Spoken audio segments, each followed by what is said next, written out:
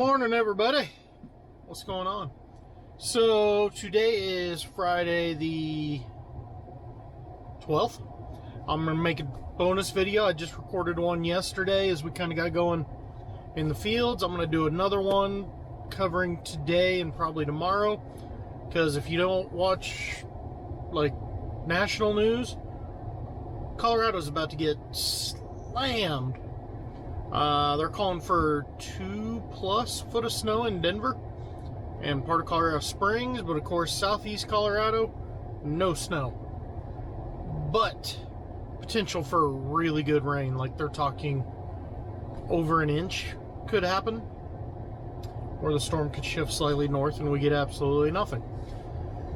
That'll probably be more like it, but hey, I'm going to keep this video over 2 days, so by tomorrow morning you'll either see me happy or extremely pissed off and frustrated.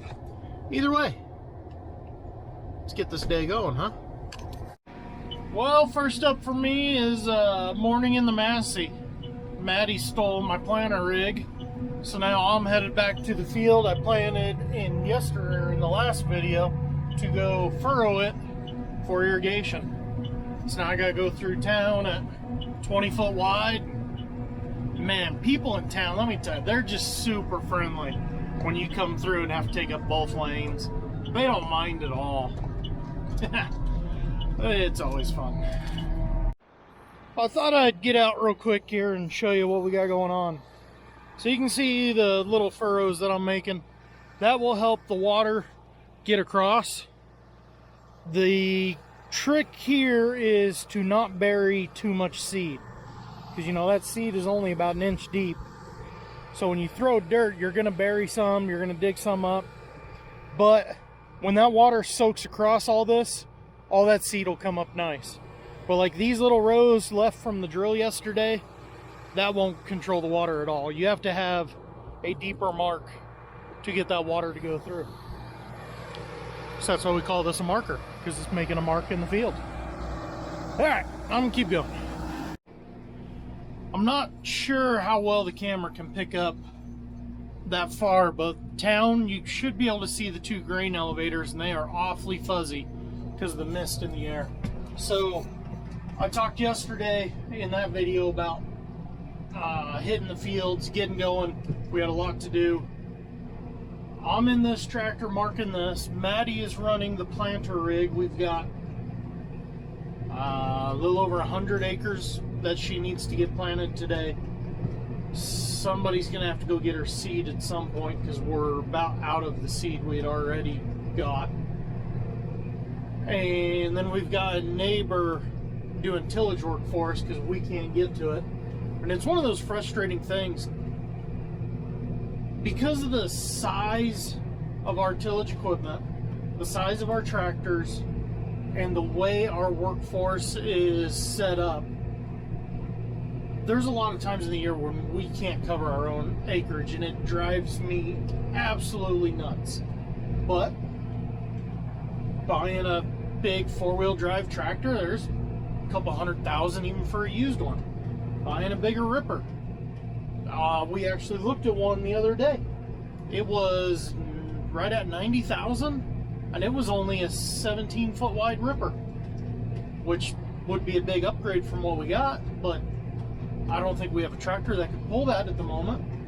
Buying a bigger soil finisher or field cultivator or whatever, you're talking over $100,000. I mean, it is frustrating because I want to expand the farm. My dad wants to expand the cattle.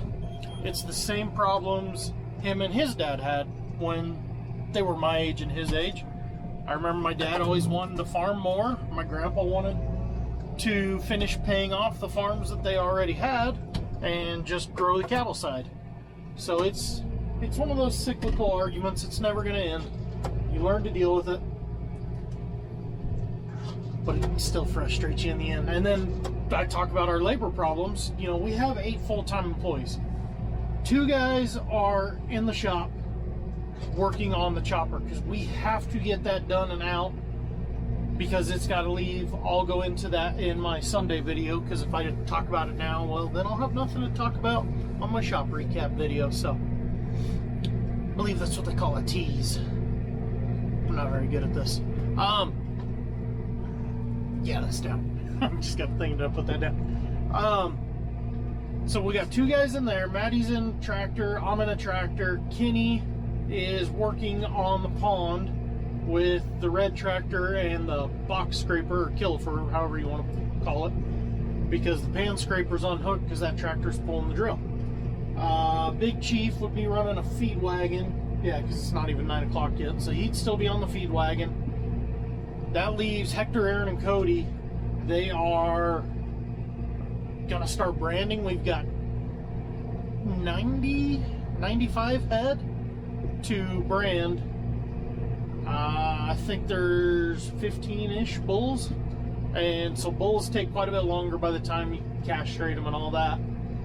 And so they got to get that done before weather moves in. They're talking kind of gloomy like this all day, but I don't think the rain is supposed to start till this evening, so we'll see how much actual field work we get done. But yeah, just had to vent a little bit about how frustrating it is when you can't even get across your own farm ground.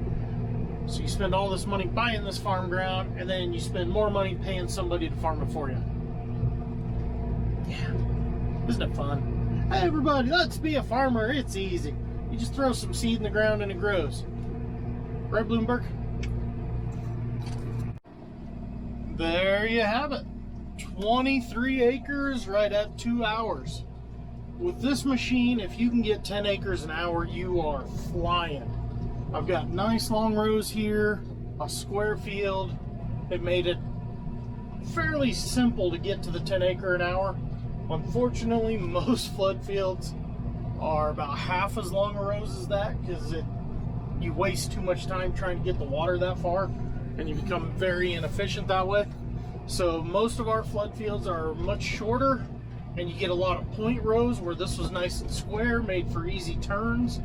So you get on a regular field, and 10 acres an hour is a challenge.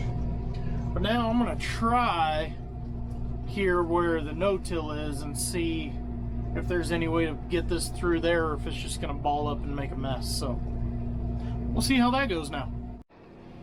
Well, I raised up the gauge wheels and I shortened the third link to really put the points down, and you know, it's not doing too bad. Might make a handful more passes, see if it keeps looking that good. As you can see, that one, I hadn't cranked it forward yet, so it wasn't doing hardly anything. Yeah, doesn't look horrible. Let's keep going. What's another 15 acres? Last pass. Didn't mark too bad. There's a few spots that kind of clumped up because of the residue, but it should feel a whole lot better than it was. So it's already 11:30. Managed to kill the whole morning out here because it's gonna take, well, this one goes 27, so I should be able to get home right in half an hour from here. So I'll go meander back through town, make some angry locals, and see what the afternoon plan is, because I really don't know. So this afternoon didn't quite go as planned. I got done in there, as you saw. It was right at noon when I got out here, so I went to eat. Then I was headed over to take Maddie's place running the drill so she could run and grab something for lunch real quick. And when I got there, I could tell something was wrong the way she was kind of running it. And on the pass that I showed up, one of the cylinders that controls all the pressure on the planting discs and the closing wheels, it gave out. And what'll happen, it just starts letting oil bypass, and it'll keep circulating, so it won't hold pressure. It happened, there's 4 of them across the front there. One went out on her last fall planting the early wheat. One went out on me last fall planting the late wheat. And now this one. So 3 of the 4 have gone in the last 1,000 acres. So the 4th one's probably going to go soon. Problem is, Bart had tried rebuilding the one that went up bad on me here earlier in the week. Shaft was ruined. It was toast. So Monday he ordered one. Today's Friday. Still hasn't come in. We found a John Deere cylinder that was close enough. Worked like hell to get the pieces off of the old one. A lot of torching and cheater bars involved to get pieces to come apart that were just packed full of dirt from 10 years of use and didn't want to come apart. Finally got everything all apart, got her back up and going, but because of the delay, she's not going to get done with everything we had hoped. The field she's planning on now is actually about 20 acres bigger than we had originally intended when we were getting a plan. And as you can see, our weather has arrived. It's been cloudy and gloomy all day, as you've seen, but the mist has picked up pretty bad. It's starting to build up on the press wheels. She had, I don't know, a handful of acres to go where she was half an hour. I told her when she got that done, just go ahead and park it. We'll be 30 acres short of our goal, which, oh well. So that's your quick recap on the afternoon. Now we sit back and wait and see and pray and pray and pray some more. Hopefully we get the inch of rain that they are calling for. I'm gonna pick this video up in the morning, so I'll either be in a good mood or pissed off mood, because our storm is the next 12 hours. If we make it till noon tomorrow and still really haven't gotten much anything, that means we are, oh, I almost started cussing there. We are out of luck. But yeah, so let's just see what happens. Catch up with you guys in the morning. Check it out. It can still rain here. It's kind of that groffle or whatever, that pellets or hail, really soft hail, something like that. Either way, it's moisture. So I was woken up last night by the sound of thunder. Don't have any idea what time it was because I didn't wake up that much. Woke up by the sound of thunder and rain hitting the window. When my alarm clock went off this morning, I was scared to go look outside because I was scared it was a dream, but we've got to start. Now let's see if we can keep this going. Not gonna lie, guys, one thing that really sucks about the rain is when you got Dr. Cattle. Right, Maddie? This is terrible. I'm so cold. It's 35 degrees, raining, and we were outside for good almost 20 minutes running that pin back and forth trying to get that guy out. Oh well. It's only something we got to deal with about 3 days out of the year because that's all the more it rains. Why do we got to go that way? There's one in his house. There's another one? There's one in his house. Oh, I'll be back. Well, that's not too bad. 9 o'clock. We are done for the day. I'm going to check in with you guys this evening. Yeah, let you know what we got. And then, I don't know, I might keep this going through tomorrow too. We'll see what the forecast is, but I'm just going to keep this video running until the storm's over. Yeah, sounds like a good idea. Hey everybody, I'm back. So when I talked to you this morning, just call it 8 o'clock, we had 1/10 of an inch, and it was just starting to rain again. It is now 4:30. We are sitting at 1.85 inches. Almost 2 inches of rain. It's unreal, guys. I cannot tell you how long we've needed this rain, how long it's been since we've had a rain like this. It's freaking awesome. Last year we had about 7 inches of rain total, so, you know, we're rapidly catching that. But I think the storm is all but over for us. First bit of sunshine we've had all day. That's looking south towards Texas. I think still a little few rain bands. Kansas is looking sunny now. Unfortunately for some people, I look back that way towards the Front Range and Colorado Springs-ish. Their storm is just beginning. They're supposed to get 2 foot of snow in places up there, which, wow, check out that puddle. It's been a long time since I've seen, look at that water up to the road, running across the road. Oh, life is good. We're farmers. We get excited over rain. Leave me alone. But yeah, unfortunately for Springs, they're about to get hammered. 2 foot of snow. The plus side, our canal opens on Monday. Today's Saturday the 13th. Our canal opens at midnight, Sunday night, or Monday morning, whichever way you want to look at midnight. That's when our canal opens, March 15th. So as all that snow melts and runs off, hopefully we'll get a good shot of water out of it, because we desperately need it to catch up. But that also means we've got a lot of field work to do as soon as we can get in the fields, which will probably be a week from now. Oh well, it is what it is.